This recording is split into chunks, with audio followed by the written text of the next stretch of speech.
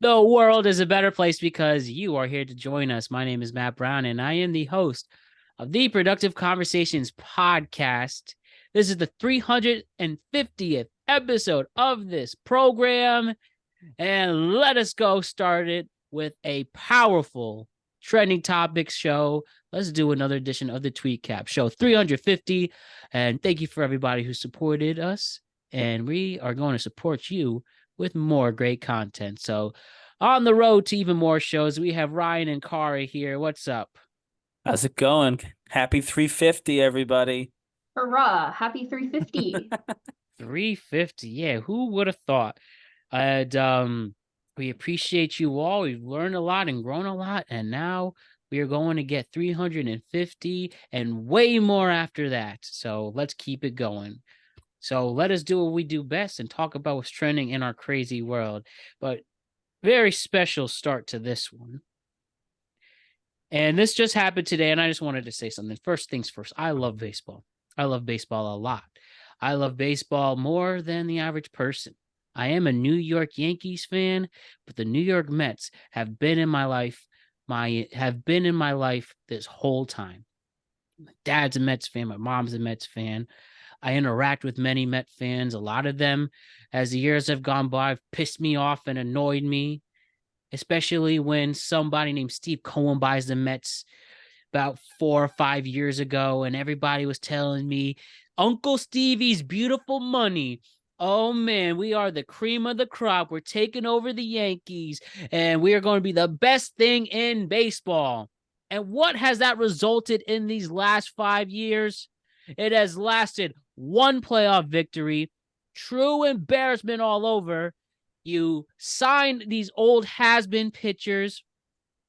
You sign Lindor, who looks like he doesn't give a shit. Simple as that. You get Pete Alonso, who you're telling me he is better than Aaron Judge. At one point that they were Met fans telling me he's going to be the star of the town, not Aaron Judge. And this man is on his way out. And Rick, and I understand he just injured his hand, and I hope it's all better, but it seems like he always injures his hand. But likely if he's healthy, he's going to be traded. And for a year specifically, where I'm told the Mets are going to restart, be a wild card team, and we're going to take the amazing Juan Soto away from you next season, it's only resulted in the Mets being, 15 games under 500. It has resulted in the stadium being empty to its core and just bad loss after bad loss after bad loss. And today, in late May, one of the most embarrassing things in baseball happened.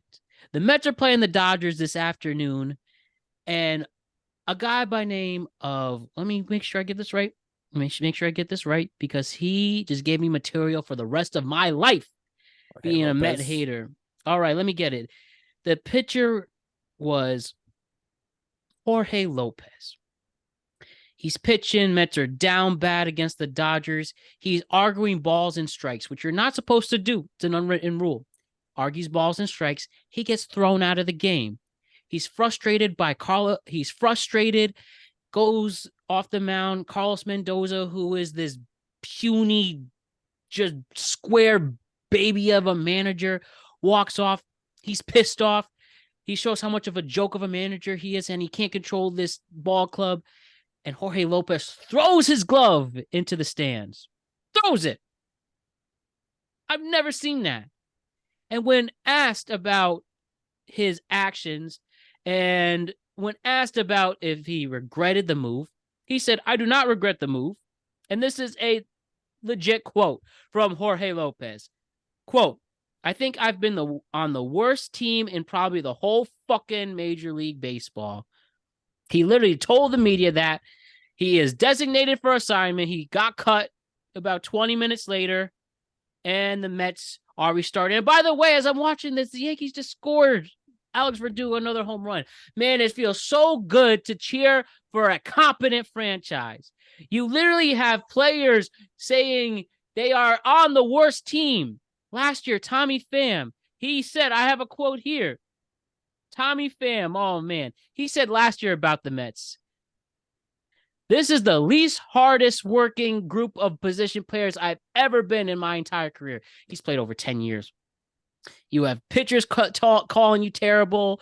You have fans calling you terrible. You have a fan base that looks like they are garbage and they are in shambles. And you're only giving me more material to make fun of this pathetic franchise that will truly never, ever in my entire life become cool and competent.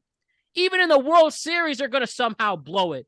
They blew it the last time in 2015, and they're going to do it again and again and again and again. And it truly shows that money can't buy happiness.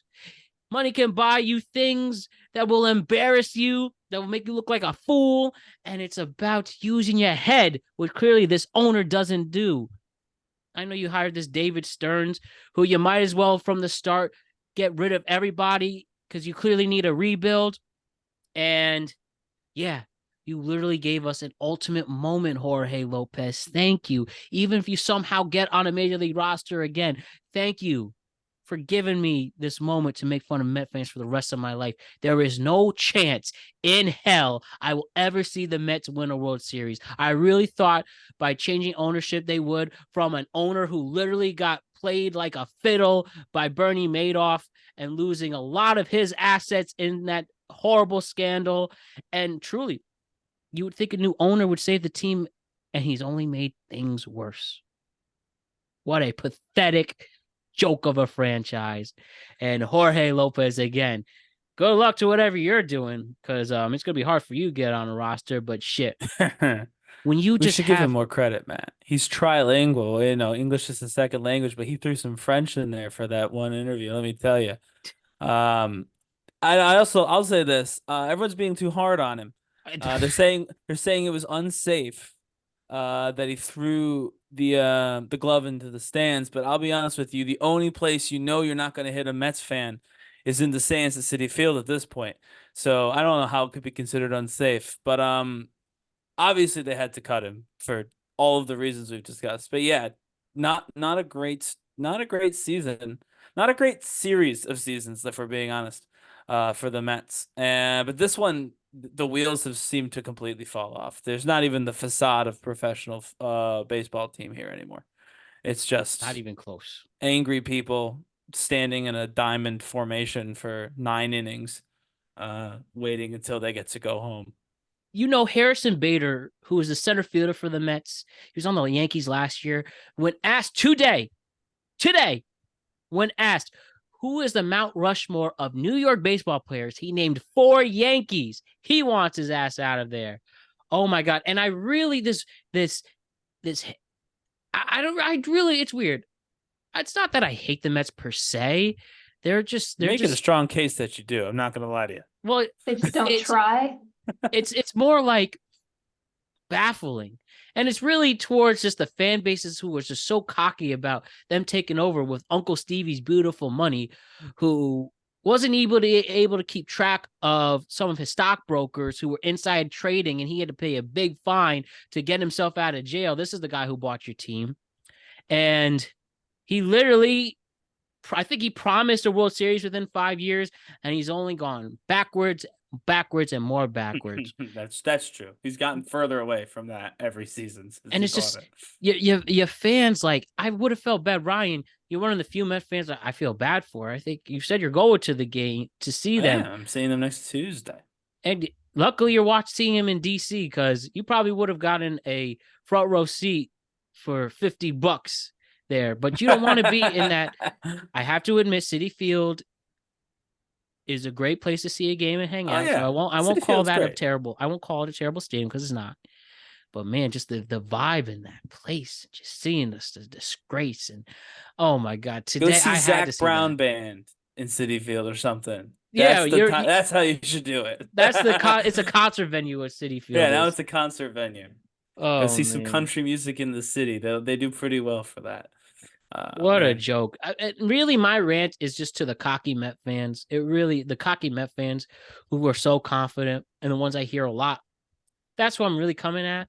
Not the Mets per se. It's just the fans that really thought that this was going to change. But really, I mean, you could change the uniforms, you could change the practice facility, you can change the field, you could change the players, just as the great Joe Beningo would say about the Jets. Same thing for the Mets.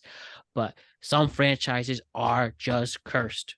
And it really takes a strong-willed mind to get yourself out of the curse. The Cubs did it with Theo Epstein. Steve Cohen is just picking the wrong damn people to fix it.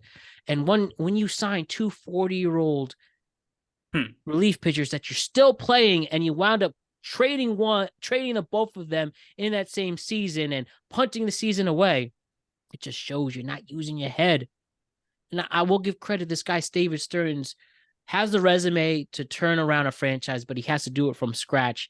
And you should have let it turn from scratch from the beginning. And he and the owner, the billionaire owner, has enough assets where you could literally cut these major contracts to save this team.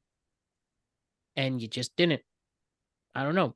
You could literally, you have paintings in your house, allegedly, that are worth more than the payroll of the Mets. And listen, I could go all day on this. We got other things to talk about, but just seeing a player call his team the worst fucking team in his own league will never, ever be held down in one of the funniest moments I've ever seen. And of course, it's the Mets. Typical Mets. All right. So let us now start the show. We'll call that the cold open. Now let's really get into what we were meant to talk about today. So while things are a little high right now, and then we're going to switch to a more positive, chill, relaxed story, I want to talk about Robert De Niro, the two-time Academy Award winner, made some noise in New York City this past weekend.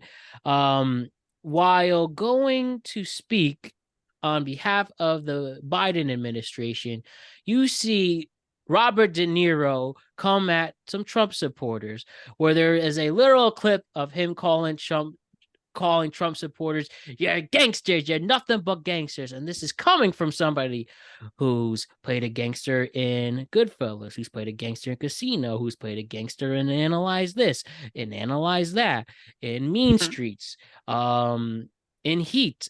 It goes on and on and on. And just seeing the raise that Robert De Niro has performed on screen for the last 50 years, he literally shows that out there on the streets of New York against Trump supporters. This was hilarious. I loved it. And the irony of him calling somebody a gangster, I assume that was an insult. Well, you know what? Insult or otherwise, there's very few people outside of actual gangsters who know what a gangster looks like and acts like. So I suppose, if nothing else, we can call it factual, given how well acquainted Robert De Niro is with the mob life through his films. But yeah, I agree. I mean, my whole thing is, it's Robert De Niro. He's not, I know he was out there for a presidential campaign or whatever, but like, he's not running for president. He's not a politician. He's an 80-year-old man. He's got a 50-year career in acting. He's got tons of money. He's got a newborn who's probably keeping somebody in his house up. Probably not him, but you know. I mean, the idea that he went off, he is a New Yorker at heart. We saw how the New York Mets handled the press, so the idea that De Niro was going to handle it any better isn't all that shocking. But I do think it's funny. Why would you yell at Robert De Niro? Like, if you yell at like the president, just the guy say your movies are trash, you're a has-been, you suck, and that's just, opinions are opinions. But Robert De Niro is not in bad movies. He's one of the greatest actors of all time. Yeah, you can't even pretend. 50 years he's been doing it. You can't do anything badly for 50 years, I don't think. 2 Oscars. Just got nominated for an Oscar this past Oscar season. Yeah, recently, right.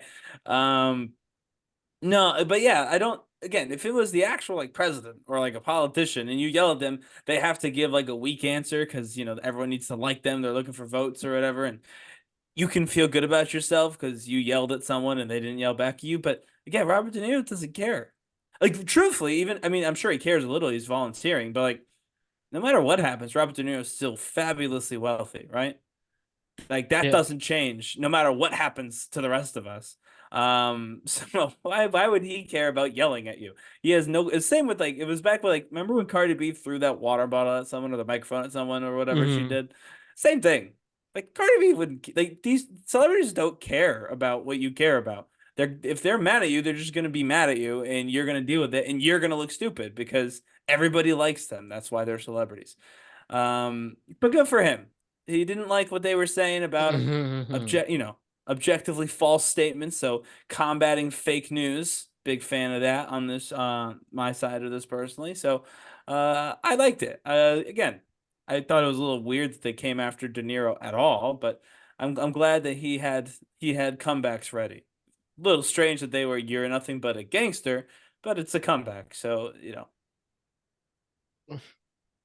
I'm just watching. This is like, wow. I've seen this movie before. Literally. and it's also that 80-year-old anger, you know what I mean? Yeah, that's probably where the gangster insult comes from, because he's probably more so insulting them as like you've got that cult mentality, you're just kind of following along. Right, yeah. I And don't that falls in line with like the gangster thing. Like you guys yeah, are like okay with wiping away crimes or ignoring them if it's yeah. like for you and your people. Especially for someone who's defined his career playing gangsters. Yeah. Right, yeah, It's it like is if I ironic.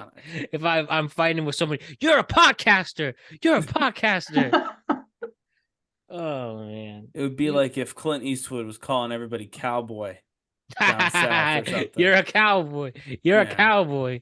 Jorge or Jorge Lopez. You're a baseball player. You're a baseball player. Right, yeah. I mean, I get one fairness, he's not actually Jorge Lopez is a baseball player. You are a podcaster. Robert De Niro is not a gangster. He plays one. He's not actually a If I- gangster. So that's a very, very specific distinction. I'm not a gangster, but I play one on TV. There's an old saying about that. Not a doctor, but I play one on TV. oh, So very, very specifically, I don't think Robert De Niro has been accused of any credible crimes as a gangster. But yes, given his association with that genre, it is a little weird that that was top of mind as an insult. But all right. Why don't we now wrap up the opening trilogy of altercations and yelling? So we have Jason Kelce and his wife Kylie, while on vacation, were confronted by a rude fan.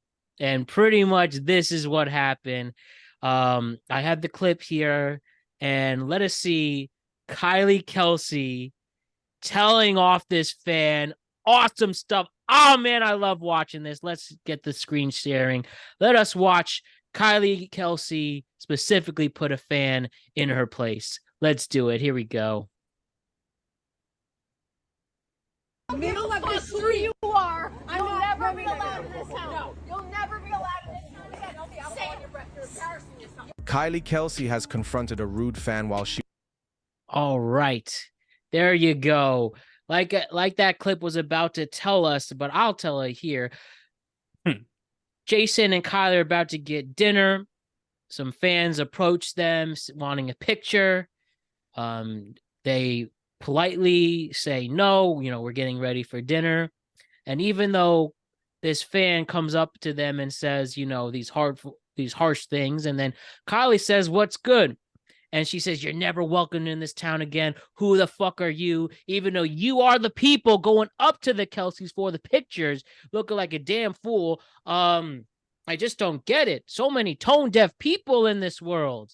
Like, clearly of people with high influence and status. They have lives too. And probably while they are trying to be normal and have a normal dinner, that is not the time to approach somebody. And well, now you look like a damn fucking idiot for this. Like, good job, Kylie. I like this. I mean, you almost made me become no. I'm never. I will never be an Eagles fan, but I'm definitely a Jason Kelce and Kylie Kelce fan. It's insane how many people feel entitled to photos of like not just celebrities, but just even normal people sometimes. Like Yeah. Japan has recently banned tourists from like certain districts where there's a lot of geisha because people will just like basically assault them to try to get photos out of them. you're a human being. If they don't want their picture taken, unless they're doing something bad, and that's the whole reason you're taking it, just respect them. It's not that difficult. Yep. I love the line of "You'll never be allowed in this town again," because I want to know. I mean, it sounds a little bit like she was drinking. That's what Kylie said. I can smell the alcohol in your breath. You're embarrassing yourself to this Yeah. woman. So I'm gonna assume, based on how this altercation played out, that she's telling the truth. But can you imagine, like, what is your life that you think you could look at Jason Kelce and Kylie Kelce, who in their own right, famous couple, but like, let's just like elephant in the room.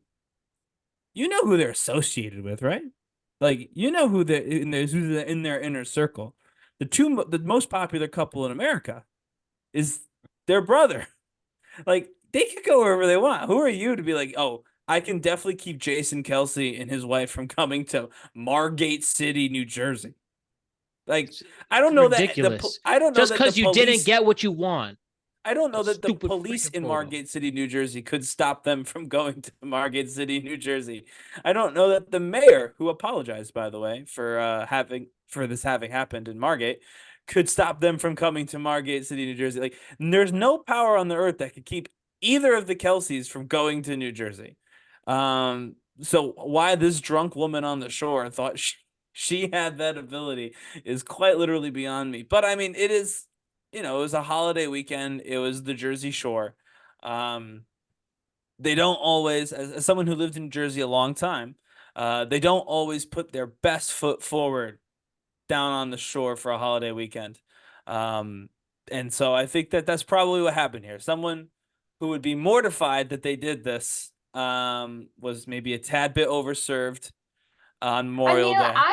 I've been shit-faced many a time, and I don't think I like even black out hearing about what I had done previous. I don't understand people who can do this kind of shit, like sober or not. Yeah, I mean, yeah, exactly. Who you have to think you're somebody, right? But obviously, she's not, because we still don't know who it is. We still don't know this person's name. I also want to just point out that Jason Kelce, he just let it go. He just kind of stood back and said, "All right, Kylie will handle it. I'm not gonna worry about it." And I mean, in fairness, what are you gonna like? If Jason Kelce did what Kylie Kelce did, this segment would be very different. Even if everything else was the same, right? If they came up to the two of them, asked for a photo, and Jason said no, and then she started yelling at Jason, so Jason yelled back, called her a drunk booze bag, people would be upset with him. And you don't have to believe me, but that is true. I wouldn't be. I know, I don't know that I would be either, but the general tenor of this conversation would be different. Like, he's very big, he's a professional athlete, and the idea of him yelling at just a random woman would not sit well with people. And he knew that because the Kelces are a very savvy media entity at this point. So I let Kylie do it, and I think that that's wonderful. He got to just relax. He was there. He watched the whole thing, and then they probably talked about it for like 10 minutes when they sat down at their table, and then had the meal they were going to have anyway. But yeah, it was kind of funny seeing just how, like, this big dude, this like legendary NFL Hall of football, Famer. this legendary football player, frankly, and just Probably kind of made standing him there. probably made him fall a little more in love. Oh yeah, I mean, he had to know that his wife's a scrapper. They're from Philly, or not from Philly, but they're from the Philly area. So the idea that he's from scrappy. Ohio. Well, yeah, they're from Ohio, but they live out there now. Yeah, but good stuff. Good stuff indeed. Now, let's talk about the number one comedy trending on Netflix right now. It's a show called Tires, created by the great Shane Gillis. Tires is a show focusing on Will, who's portrayed by somebody named Steve Gerben, who has inherited his family's struggling auto repair chain, the Valley Forge Automotive Center. As he is trying to actually build a business, there is Shane, his cousin, who constantly undermines him and gets him in wacky situations. And I don't know about you guys, but Tires on Netflix is such an awesome 6-episode first season. Tires is such an awesome show. It's chill. It's laid back. There's some legit stakes involved. There's legit wholesome moments and just laugh out loud funny things. Now, this show isn't deep. It's not going to win Emmys. It's not going to win a Peabody Award. It's just a nice, chill, low budget, 22-minute episode, 22 minutes per episode comedy where you just watch guys chilling at an auto body shop. It's simple as that. Tires. I just love this show. And I will say I don't like some of what the critics are saying, and this is where some people clearly are taking it too seriously. The show's called Tires, if anything. But I mean, I'll save that for later. But what do you guys think of Tires on Netflix? I want to start with Cara on this, actually. Oh yeah, I mean, I talked to you earlier. I think it just kind of feels like The Office, lower budget Office, with like some less character building. But I mean, me and my boyfriend just watched it like before I came on here, and we were doing like a little task with our hands building a keyboard, and it was nice because we didn't have to look at the screen to get what was going on, but we could still enjoy ourselves. So I mean, I liked it. It's not something that, yeah, like you said, it's not going to get Emmys. It's not going to win awards or anything. I don't think it's trying to be deep. It's not trying to like really say anything. It's just there to be entertaining. I think it's fine. Yeah, I'll be honest, I really liked it, and I didn't think I was going to. I thought I was going to have the exact opposite reaction than from what I had. I like Shane Gillis fine. We've talked about him on this show, right? But I'm not like a huge fan of his. But I think that the critics that Matt was talking about, like, I do think they're kind of they're missing a couple of points, which is not uncommon for. Can I just read the consensus Rotten Tomatoes? Yeah. So it got a 50. Yeah, I saw terrible. that. I saw it like cause on IMDb and Google, like most people like it, and then I saw that on Rotten Tomatoes, and I was like, huh. This is where. Yeah. So I do agree with Rotten Tomatoes most of the time. This I don't. So at 50, with a 92% audience approval rating, by the way, it says the consensus. Tires gets some chuckles by kicking around Shane Gillis's self-aware persona, but this unambitious sitcom will need to rev up the inspiration to get real traction. And I don't know who did this. Some annoying prick, quite frankly. Like, it's 20 minutes pretty much of them acting like fools. And let me tell you something. It got renewed for a second season 2 days before season 1 actually dropped. Before it even came out. And if you actually really watch the show and take your bias away from it, like I said, there are legit stakes in it. Is it world renowned, like anxiety inducing stakes? No, but one where a narrative makes sense, and it's just funny, and these guys would work like that. And if my car's been in and out of auto body shops for the past few years, and I somewhat get the culture there, and it's just, people work on your cars. Like, what do you tell you? Now, you don't have to lose sleep over the critical consensus either, but like, chill out sometimes, my friends. It kind of feels like it could, what's a good way to say it? It's like how in The Office, in the first season, I want to say, I don't think it was as good as others because the character building played an important part. And I kind of see the potential for that here. Like, if they're having more seasons and they actually build on the characters and their backgrounds and they get us to actually give a little bit of a shit about them, I think that a lot of the humor is going to land a lot better as well. Yeah, I was going to say, so I agree with Matt that if they wanted to just be like a weird's not the right word, but if they wanted to just be Shane Gillis stand-up, but in a sitcom, which, by the way, most of the great comedians from like when we were kids did this. They had some sort of like, sitcom that was just their comedy, but written out with a cast, essentially. And that's what this is at the moment, right? But I actually agree with that take, Cara, and I can almost see part of the criticism. I just don't think it's fair or warranted after 6 episodes. That this actually, in my opinion, could be a very good show. I know we're talking no Emmys, no Peabodys, and that's all probably still true. But like, There's think potential. that right, like there's clearly in the relationship between Will, who is the main He character cracks me essentially, up. and Shane, played I by by Shane. yeah, Shane, played by Gillis, is like it's there, like, and even in just 6 episodes, you understand. I mean, you understand by episode 2 that as much as they annoy each other, they have each other's back and they do Yeah. try and help one another. So like that part's there. They have to figure out everybody else, like the rest of the character. Although I would say Stavros's character, I want to say Dave, is also, I thought, kind of good. Like you could tell that he's only marginally more competent than Will is, frankly, but he lords that marginal improvement over over his subordinate, because it's the only thing he's got. What was in the second episode, he's telling his friend Shane is that light spoilers, don't worry too much about it. He's talking to a friend about a person who just died. And the friend's critiquing his job, and he says he died like a real man, doing something you hate for every day for the rest of your life, and then you die underneath a car. I think a lot of guys can relate to that. Like a lot of guys can relate to that, and not just auto guys like me, like office guys too, accountants, anyone. Like there's just kind of this culture around that, a guy culture, and we don't talk about it that much outside of our therapy sessions that we don't tell anyone that we take because of guy culture. So I think that there's something there.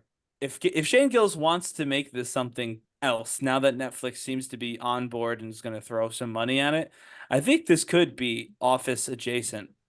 But at the moment, I think it's actually more of a low budget Seinfeld. It's not about anything in particular. I know you said there's stakes. I'm like, I'll say that's generous. The idea that there's stakes is generous. But what I mean is by stakes is in terms of the show about nothing.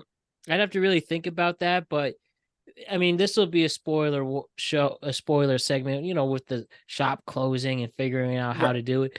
It didn't automatically feel like, oh, they're just throw this away. Something clever has to happen. And from the good writing, it did. So that's what I meant by the stakes. Yeah, they do have there's a theory. Like it keeps you engaged. Right. That's the even thing. from the beginning, they're trying to increase sales at the shop.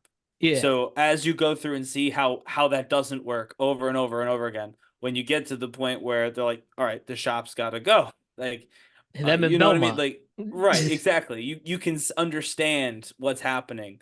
Like, because from the beginning, it's been clear that there's a problem. So yes, there's stakes in that there's a point. Yeah, Everything that happens is somewhat connected in some way to them trying to increase sales. So Dude, I guess that's something. But the initiative, we make women feel good, feel comfortable here. Posters. You'll go, girl. Dude. Yes. You'll go, girl was actually quite funny. Dude, oh my god. And then the car wash, they ended up doing a bikini car wash. Or when you go to, did we just see this guy put women in a transfer? What's it in a trailer? Or bro coming into work just smelling like puss for a whole day. Oh my, listen. Well, Steve, his name is Steve Gerben, who plays Will. He cracks me up the whole time. He makes the most of his screen presence. And shouts to Shane Gillis for creating a show where you're really the second and he's the star of the show. Well, yeah, what's crazy is I was talking about how all of these like comedians have this show, sort of. Yeah, like Everybody Loves Raymond, right? You look at that as an example. You have the Bill Engvall show, things like that. George Lopez's show, Seinfeld, like you just said. Seinfeld, yeah. But they always play, like, the comedian always plays the straight in these situations. Yeah, i.e. they're not the funny person. I guess Seinfeld's kind of interested. I would say Seinfeld is still playing the straight role. So the idea that Shane Gillis did this and is very clearly not playing the straight role, that's absolutely not his role. He's one of the many distractions, one of the many pieces of comedy that the straight man in the show has to deal with. Steve, you said Gerben is his last name? Yeah.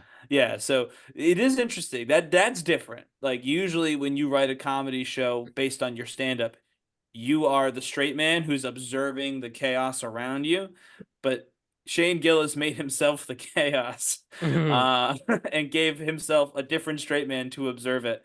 And I like that part of it because I often find myself in my real life, again, talking about, the guy aspect of all this and the very bro aspect of Shane Gillis and all his friends, which I don't love all the time. But I find myself often like Steve Gerben's character, not quite as, Well, inept, right? But I do see some will in me as the guy who's not. We've talked about this. Me and Matt have about me not being a bro at all.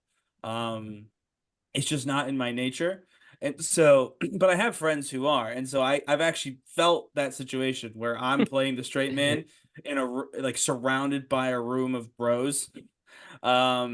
And so I kind of could vibe with that, which made it funnier for me, which is why I think I liked it way more than I thought I would, and why I like it way more than like just a straight up Shane Gillis comedy special.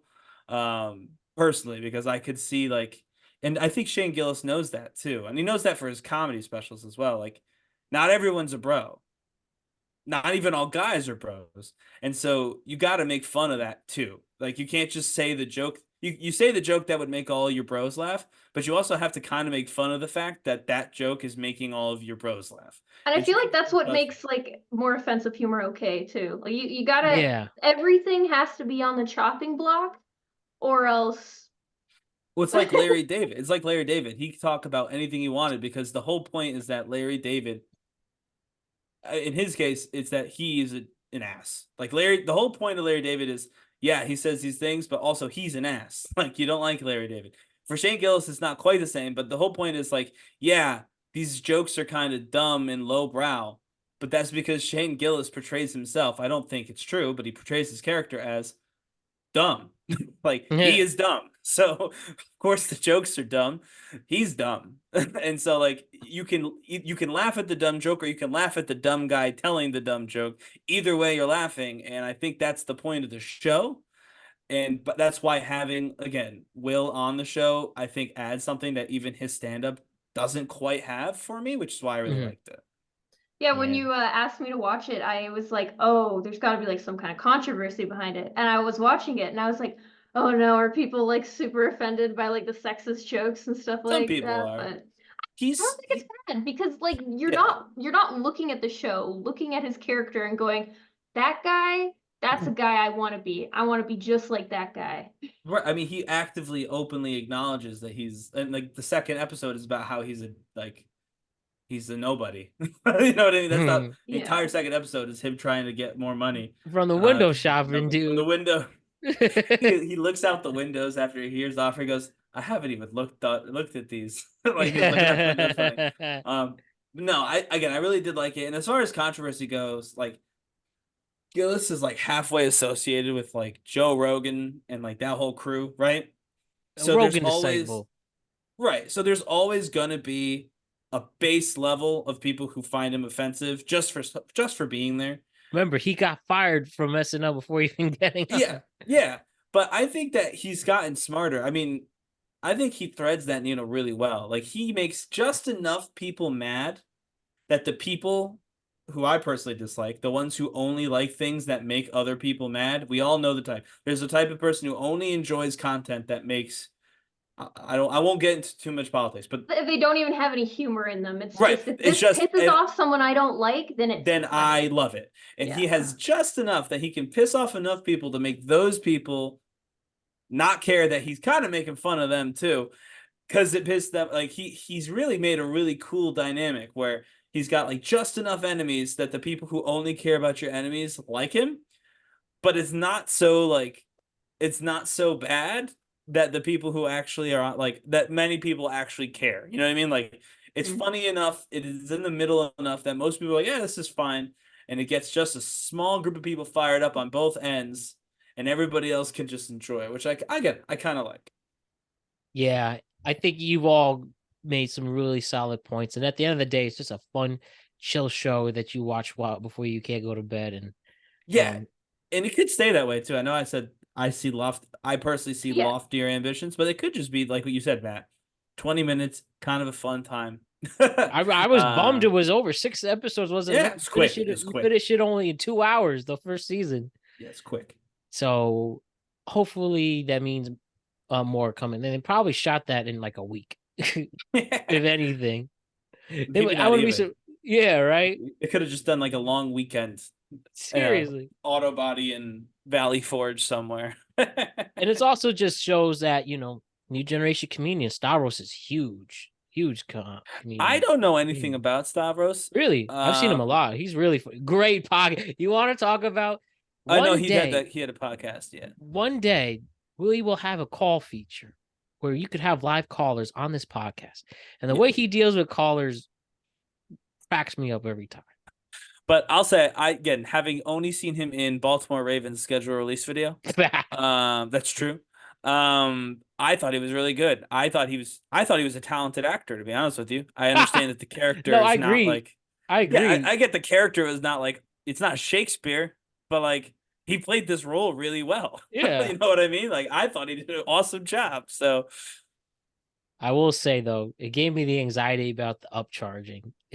Because I know I have an oil change due, and I'm just thinking about how somebody's gonna ask me, gonna make something up at Valvoline for me to pay as a sucker. If you see a bunch of tires sitting in the lobby because they ordered too many, just go somewhere else. Oh man, I'm team Valvoline. That's the great thing. Valvoline, I get my oil change in 5 minutes. Instead of waiting all that time for Valley Forge to oil change my car. Let's move on. Let's talk about tickets. In a court case, I think a lot of people love is the justice. Oh, excuse me, with the voice crack. Now I know a lot of people come at our government. Why are you worrying about this? Worry about that instead. And maybe this is a case of that. But we had the Justice Department filed a lawsuit against Ticketmaster and Live Nation for allegedly trying to break up the accused monopoly that this company has. And to define it better, the Justice Department filed a lawsuit on last Thursday against Ticketmaster and Live Nation for some relief on surging ticket prices. The lawsuit could potentially lead to the breakup of Live Nation Entertainment, a company that resulted from Ticketmaster's 2010 merger with the concert promoter Live Nation. Attorney General Merrick Garland said the aim is to allow more competition and to let the smaller players gain more of the United States ticket selling market, which Ticketmaster controls 70% of. More competition can lead to cheaper tickets, but experts say live event lovers shouldn't expect changes anytime soon. And again, listen, if you want to go to a game, if you want to go to a concert, it's stupid expensive. And they have literally the stupidest fees. You have a processing fee, a delivery fee, a fee just for the hell of it, a food fee, a breathing fee. Seriously, the fees you get trying to buy tickets makes you want to throw up. At the end of the day, for certain acts, they still buy it, but the idea to try to make concerts and tickets, to make concerts, games, stand-up shows, theater shows more affordable is not a problem with me, and especially for the insane prices that these people are asking for. And I will say this does you have to give credit to Taylor Swift's Eras Tour for giving attention for this specifically. So Taylor Swift might make concerts more affordable, her on her own. Thank you, Taylor Swift. But seriously, my friends, even something has to be done about these ticket prices. And, I think about with the game specifically, New York, where playoff tickets like Rangers and Knicks can go for $500. And I've learned as I gotten older, like most of those tickets are from season ticket holders who already have them, from major corporations who buy the tickets already. It's very rare for a literal sucker to pay thousands of dollars for these tickets. But you shouldn't even get to that point. Like something has to be done, especially with the ridiculous fees. Like I really do think they have a breathing fee in there. I mean, yeah. I don't know. Kara, obviously anything we do won't change what happens up by you. Ticketmaster's still a thing by you, right? I mean, I don't really go anywhere. I True. can't even make a lot of comments. I've never gone to a concert. I saw a League game live once. That's like the only experience I have with tickets.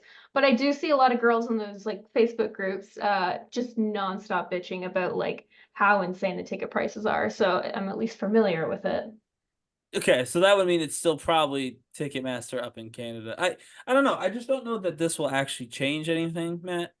Like that's my thought, and maybe that's like the skepticism about like just the idea that the government's going to be able to fix a problem.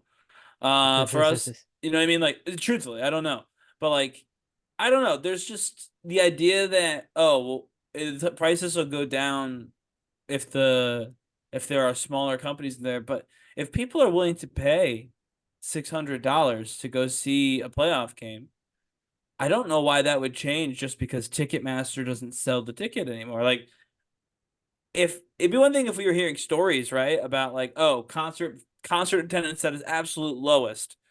And for some groups of people, it is at its absolute lowest because they can't afford to go. But like rich people and corporations, like you said, can. And so they do. So every stadium's still full. Every artist gets paid. Like so I don't know why that would change. If people are willing to pay at this current price, then I don't know how breaking up who makes the money is going to change the cost of the ticket. Yeah, I I mean, get the concerts aren't, concept, but it's not like it's a fundamental need or anything either. So I mean, for some people it is. I mean, Like like, I was trying to get Taylor it Swift should be tickets. cheaper. I think like maybe I don't know shit about concerts. Obviously, they charge more for tickets that are closer to the front, eh? Oh yeah. The better seats are the ones closer to the act. But I'll just say I was in a bunch of Taylor Swift groups trying to grab some tickets for my wife and I for our anniversary this year. And yeah, you would have thought that some people were like this was them trying to find their house or something. People were very, very invested in finding the best deal for the best seat and all that. And I wasn't obviously, but for some people this is very important. Their concert experience or their shows are very important to them. So I Very don't part of their lives, yeah. Yeah, so I'm not against the like covering it. Like if they want to try and take a crack at fixing it, I say go for it. It's better than what they usually waste their time doing, but I don't know that it'll actually work. So I'm not. I don't know. Maybe that's the best way to say it. Is I'm not against it. I hope it works. I hope I'm wrong because I just don't know. But Skeptical about it working at all. yeah, I just don't know why. Like if I'm Ticketmaster and I charge $700, but you break it up, so now Ticketmaster can't just be 70%. So now my company, Ryan's Tickets or Productive Tickets, has like 10% market share. If I know that people are willing to pay $700 for the tickets that I have because they were willing to pay Ticketmaster $700, I don't see why I wouldn't charge them $700. Other than I'm a good person, I feel really bad about doing it.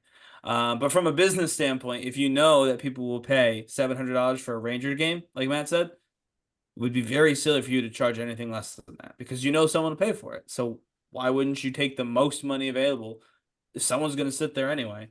And I don't know how the U.S. government or any government, Canadian government, etc., would fix that. That's just people like money, and if they know they can make more money, then they'll do that. Like if its options are make more money or make less money, no one's gonna be like, I choose less money, please. Like no, always gonna make more money. So All I just want to say is stop the damn fees. Let's see where yes, this they could goes. do that. No That's the more thing. breathing fee. No more Just concrete pay fee. concrete. No, Yeah. no more fee, fi, fo, fum. Like no more of that. I agree with that. That's the thing. If they do That's that, all that's I good. want. Like, charge the ticket at face value. I agree. That's fine. Get rid of some of those fees. Again, processing fee or like shipping fee. It goes to your phone. What's shipping fee? Wait, You they charge texted you a it. shipping fee? Yeah, Yes. still. Get sent to your phone. That's It's what a text message or an email shipping fee. that's the main thing I hope this lawsuit that's a result of lawsuit. Right. I don't even mind the insane. I mean, Definitely I'll pay those prices if I can, but Right. it's just the ridiculous fees. That's all I'm asking is to be erased. I All agree right. with that. Let's talk about something else stupid. Kim Kardashian is back in my life again because we have the acclaimed and very interesting Actors on Actors series from Variety. Insightful conversations between two actors talking about their craft.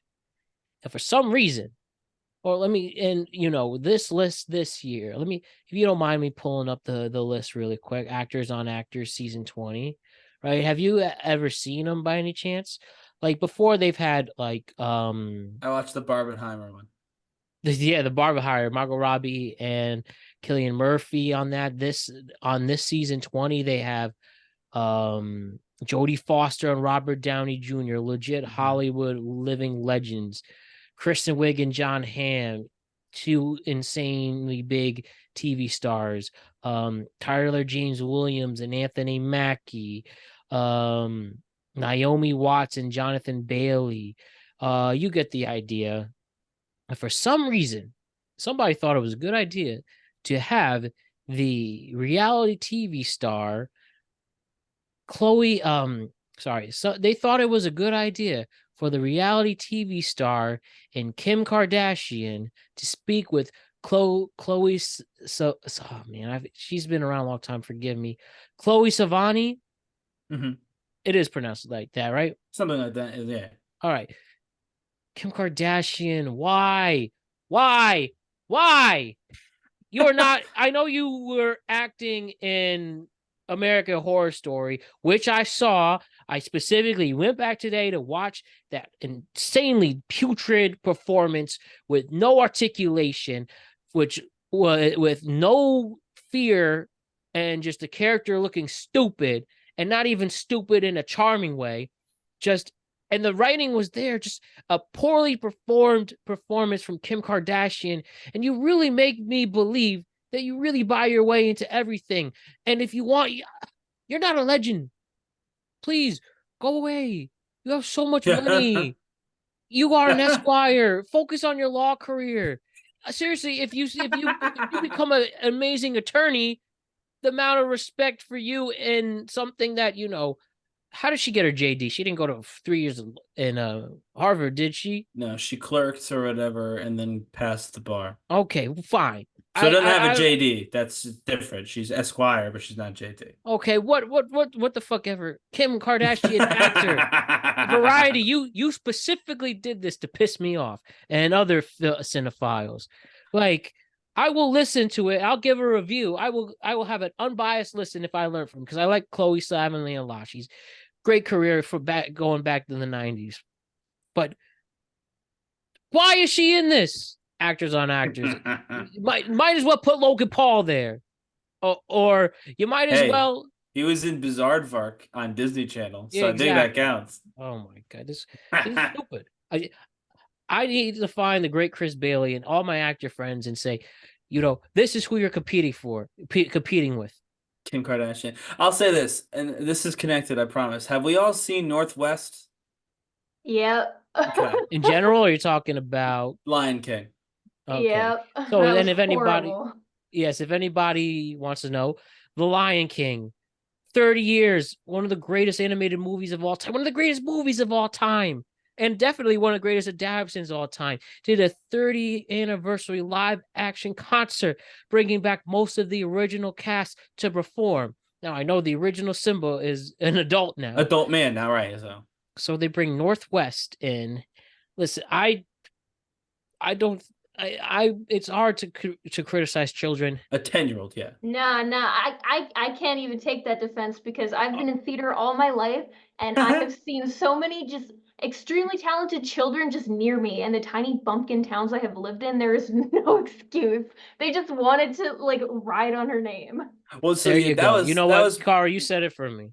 Well, I'm gonna say this. I actually, my wife showed me there's a sizzle reel of some of the people who sent in audition tapes for the role. This will surprise you, and this will be the one that gets me yelled at on Instagram. I actually don't think that there's maybe 1-2 two people there who are actually better than Northwest, who could have done the role. Truthfully, I don't think it was as bad as everybody else is saying. She's 10, but she wasn't good. She was certainly bad. I just don't know that there was that many better options for them to have gone with, and certainly none of them who are as famous as Northwest. And that is the reason I bring it up. I would more so than just be surprised why nobody better came there forward. were. I mean, to be clear, there was again off the top of my head, I saw like two that are like, oh, this person is clearly better. But anyway, my point is that Northwest got that role not because she paid for it, because everyone's like, oh, you paid for it. I don't think that them being rich has anything to do with it. That's a byproduct of the fact that she is a famous name that they could market off of. Kim Kardashian, same thing. She's on this season because they wanted people to watch online this episode. And the best way to do that is to go with one of the most viral names of all time, which is Kim Kardashian. One of the most viral people ever. To genuinely go into American Horror Story pissed off that you're about to get you're going to literally waste these actors and crew members' time by putting this woman in a role. You could literally go anywhere. You don't have to anybody. You just have to put American Horror Story. People will watch. You could have American Horror Story at the Bronx Zoo. People will watch. At least that story doesn't need a big name to sell it. You could have gotten a talented regular person. I see what you mean, and I don't even disagree, but it's just a stupid tactic and a shallow one instead of getting a legit performance and a moving story with this. I feel like your actors and your story, if they're not enough to carry and you need to mooch off of somebody's name when they don't really belong in that setting or script or whatever, just kind of blows.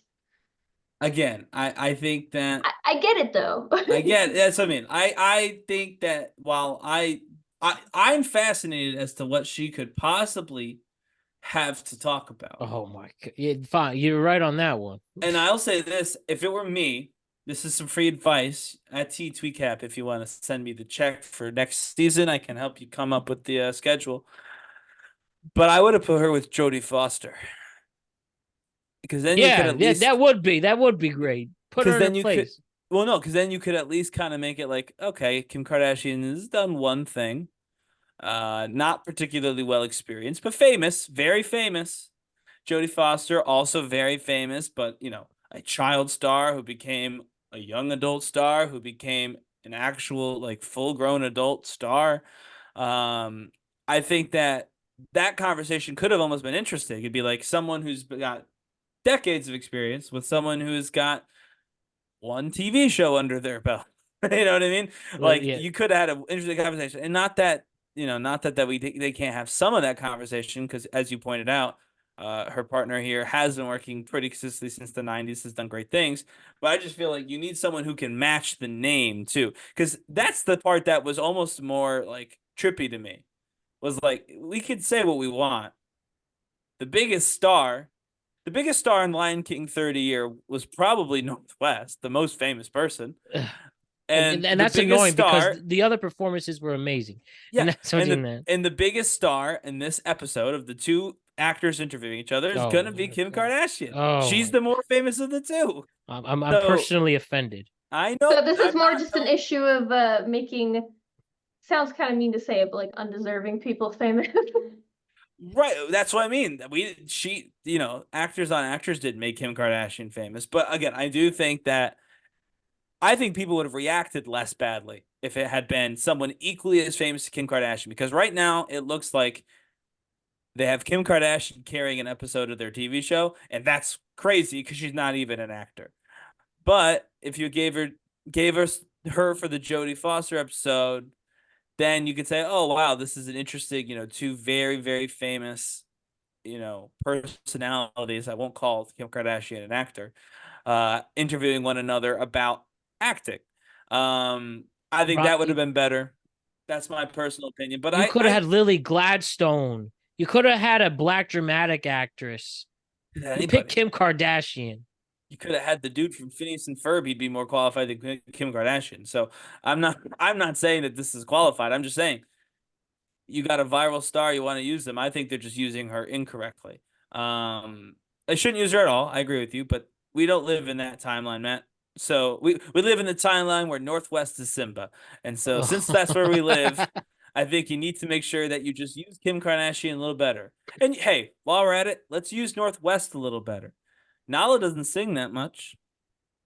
That would have been a great role, right? And I have the specific tweet from Variety, Khloe Kardashian, Khloe 70. And let's read these comments. Cannot believe Khloe had to entertain this drivel that Kardashian does as acting. I'm sorry. I thought this was actors on actors. Kim is not an actor. Y'all really snuck Kim K in there, huh? Punked is back. There's a picture of Jerry. There is a close-up. Okay, this is great. This is her. Do you see this on my screen? Yep. Look at this. This woman is genuinely pissed off. Look at this. For those on YouTube watching. Look, you think this person's entertained? This is a genuine reaction. Oh my God. Jeez.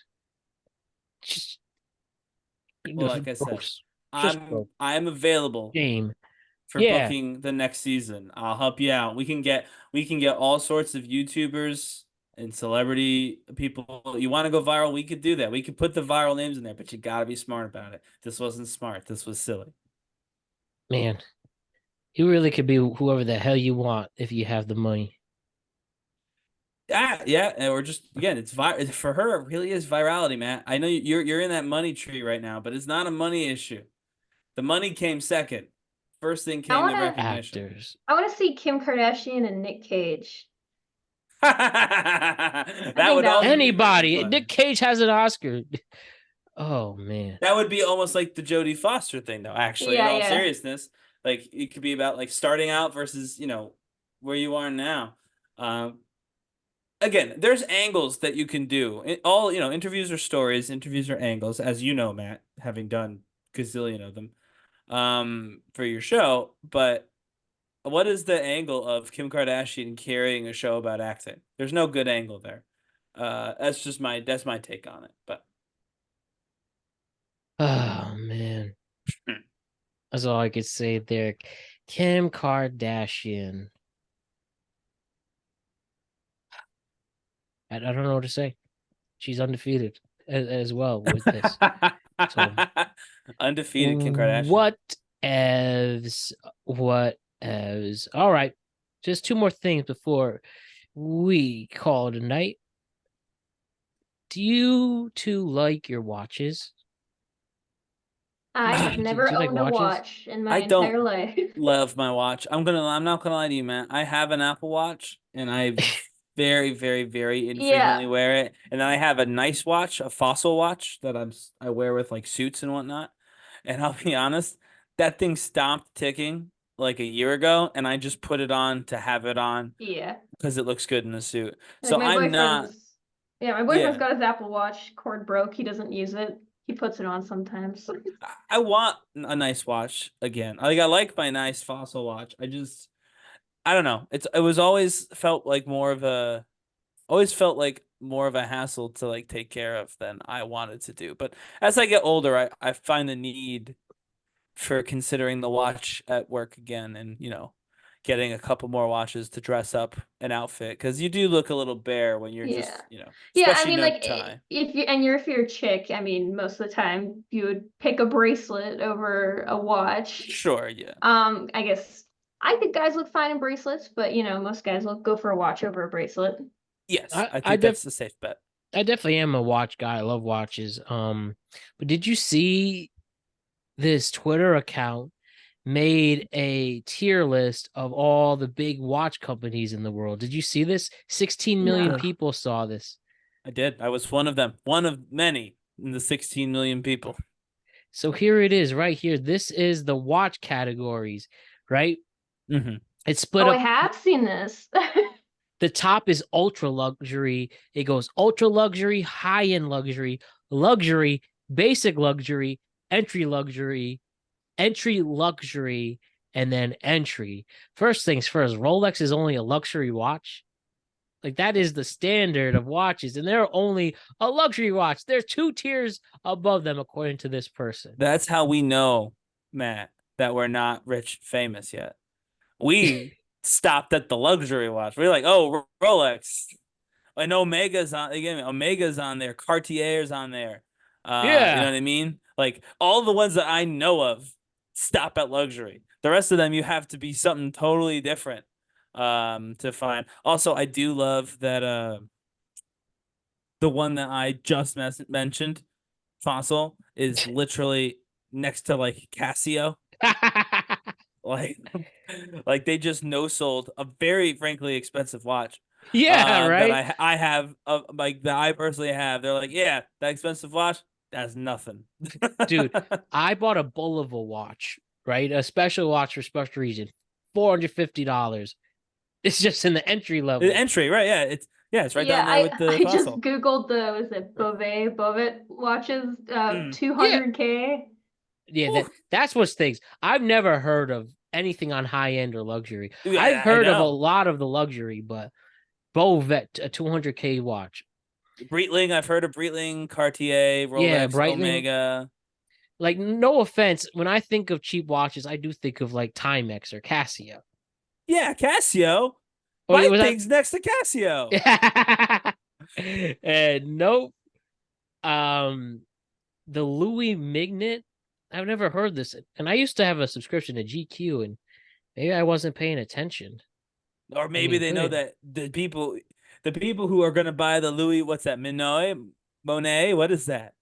Doesn't Louis matter. Monet, yeah. Yeah, the people who are gonna buy in that ultra luxury don't need to learn about it on GQ. They just know, like through osmosis. You get born into a certain tax bracket, and like your first word is Beauvais. You don't need it to be advertised anywhere, because I've never seen an advertisement for any of these. Yeah, right. Not even in a high-end magazine or anything like that. Yeah. So you must just if you're born at the right, socioeconomic class, it just gets thrown into preschool. It's one of the words you learn after like mom, dad, and dog and cat and stuff. But yeah, I couldn't believe that list. It was an expensive watch. Yeah.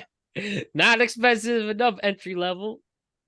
Yeah, and I bought my wife a watch. I didn't even see it on that list, and that was even more expensive than mine. The $200,000 watch. That's nuts. And I thought that was Rolex, but not even close. Yeah, spoiler alert. Didn't buy my wife a $200,000 watch, but I did buy her a watch. It was a nice watch, and it was very expensive. On the entry level. I didn't even see it on there. Didn't even see it on entry level. What happens if you're not on the internship? It's in the internship. Yeah, exactly. It's a freaking, summer intern or in the mailroom. Oh man. One last thing. Let's do another list. This was a very interesting list I have for you today. All right. Are you ready? Oh boy.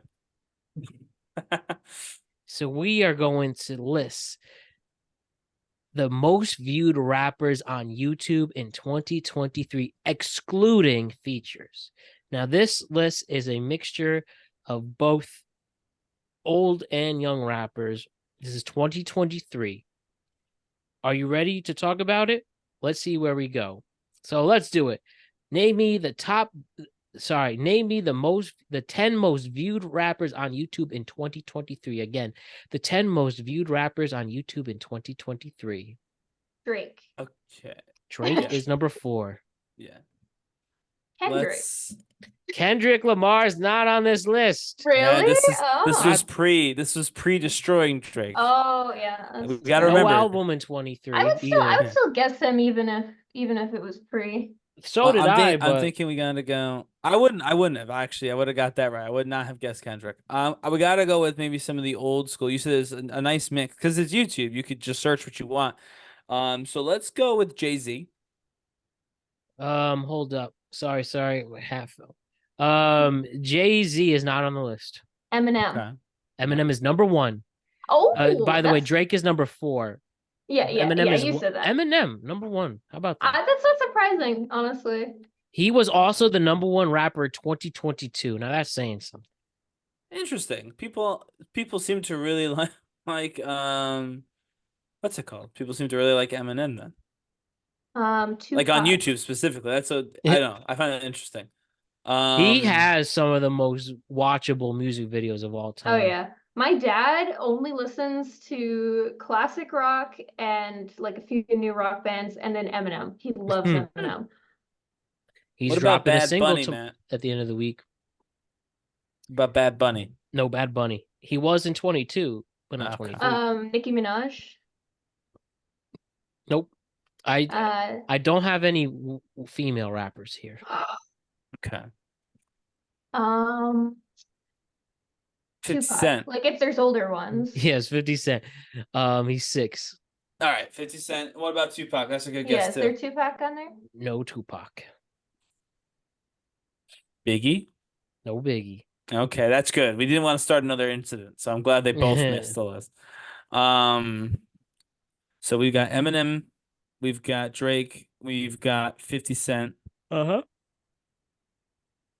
Lil Wayne? Yeah. Ooh. I love Lil Wayne, but I don't think that he's on there. No Lil Wayne. Yeah. I don't know many rappers, so I'm just kind of naming the ones that come to mind. I'm trying to think, what's his name? Isn't famous, right? Wasn't famous at that point, right? Oh God. He's a Latin artist as well. J Balvin. No. Peso Pluma. No Peso Puma. That I was gonna say that was, I think that's this year. So Tyler, I the think Creator? that's two. No Tyler. Childish Gambino? No, he didn't do anything. Nope. Oh. Who's the Let me know when you start getting hints. All right. What's his name? Oh, Hold on. Kanye. Oh yeah, check No Kanye, but he was on the list in Oh, 22, but not okay. 23. What about the NBA one? He wasn't in the NBA Youngboy. Yeah. Youngboy. Yes, he's actually number 2. Oh, NBA Youngboy, which stands for Never Broke Again, Young Forever. He's the second most streamed rapper, most viewed rapper on YouTube in 23, and he I was about was to number say. 4 in 22. People really like All I- NBA Youngboy, and that dude's an All I offensive know ass about dude. him, all I know about him is that he's incredibly online. So I'm like, if it's YouTube numbers specifically, I feel like there's a shot that would be it. NBA Youngboy. So I didn't know it was Young Boy. It was new as NBA something. Yeah, it stands for Never Broke Again. Interesting. Well, I mean, with those But kind of YouTube numbers, he's right. So there you go. Yeah, right. are So a we lot of got- them more? Are a lot of the last ones like more modern or? I would say, Classic. yeah. You have a mix. You have mostly the ones you haven't named yet are 2010s like rappers. but big names. 2010s. Big names 2010s. We have named Lil Wayne. We have named Drake. We've named Nicki Minaj. She wasn't on the list. No women. Let me No know if women. you want some hints. Big Sean. No, not Big Did Sean. we guess Lil Wayne? We did, yes. No Little He Wayne. wasn't on there, but we guessed Big him. Sean is one of the most overrated rappers. I'm sorry. You said 2010s. No, I know. I'm saying in general. I'm going off That's the why he clue. fell off. He's definitely a 2010 staple, but Yeah. nothing. We said Jay-Z, since then. who was not on this list. We said Kanye, who was not on this list. 2 Post Malone? Chainz. No 2 Chainz, no Post Malone. I'll start doing the hints right now. You know what it is. Black and yellow. Like I don't even know. I do Wiz not Khalifa know. would be who does that song. 10. He's number 10. 10 for Wiz Khalifa. What about the ASAPs? Rocky and Ferg. Good guess, but no ASAPs. Number 9 is has been linked with the Jenners. He's performed in the Travis Super Scott? Bowl. Number 9. Travis Scott. Okay. Number 8, fortunately no longer with us, but a huge Gen Mac Z Miller? icon. No. Lil Peep? No. No, What's his no. name? Lil Nas? No. He's still alive. Juice WRLD? Is he? I don't know. Juice WRLD. Like anyone. Juice WRLD. WRLD, yes. Number 7. Man, I came out with my knees, so the law came. Very famous Cody Rhodes meme is his song. When I fell out to my knees, where the law came. I have no idea. I don't know that one. Go to the next one. Lil Durk. I okay, never you would just have stole got this? that. I don't think I would have got Lil Durk either. I'll be honest with you. Number 6 is 50 Cent. Number 5, he was really big, but he's kind of fallen off this year, people say. But he has some really catchy songs. He is a Lil. He's a Lil Yachty. No. Lil. It's not Lil Nas X. He's not really. Doesn't count. Very cocky guy. Feel like- Wham. Who makes those noises? Wham. Oh, Lil Baby. Yes. Number 5. You know who I still like, even though I know he's canceled? Da Who? Baby. Da Baby. Not Da Lil Baby. Not Lil Da Baby. Da Baby. Same here. They're different. I like Da Baby. I saw his SNL performance and I thought it was great. Like, I also phenomenal. think Tory Lanez is good, but he's in trouble. Yeah, I know. They keep my favorite rappers. They all keep getting into trouble. Too bad they don't have Except for Lil Wayne. I mean, he got into Lil trouble, Candy but that was a Paint. long time ago. He's back. He's All in right, untrouble now. We Sorry. said Drake. Now the last one you didn't get. Number 2, right? Think of he's named one of the waters is like in water. You go and surf this. So it's a wave, but Yeah. What I have wave? to figure out what You got wave. half his name, and it's not Lil Wave. No, it's not Lil Wave. Are we sure it's not Lil Wave? There's no ASAP Wave that I know No, of. there's no ways that way. Wasn't part of that crew. What about? I mean, Soundwave is a band, not a rapper. So It's Rod Wave. Rod Wave. What does I he don't do? think man? I've probably heard the music, but I've never heard that Yeah. name before. I don't I think. don't No, know I've heard of every single person you said except for Rod Wave. I would play. I don't know the YouTube rights, but Yeah, he I'll has look it songs up. like Great Gabsy. He's like a big rapper. He's really a good singer, if anything. He's this guy. He's this guy. You ever see this guy? He's big on TikTok. This is Rod Wave. I Haven't have seen him on him. TikTok actually. Yeah, that's Rod Wave. Funny guy. Funny guy. But regardless, though, very good show. Definitely learned a lot, reflect a lot. Don't forget, remember, tweet caps are now twice a week on the Productive Conversations podcast, so you'll see us again on Tuesday. But great work, Ryan. Great work, Cara. And everybody have a great weekend, and we'll see you soon. Have a See great ya. weekend, Matt.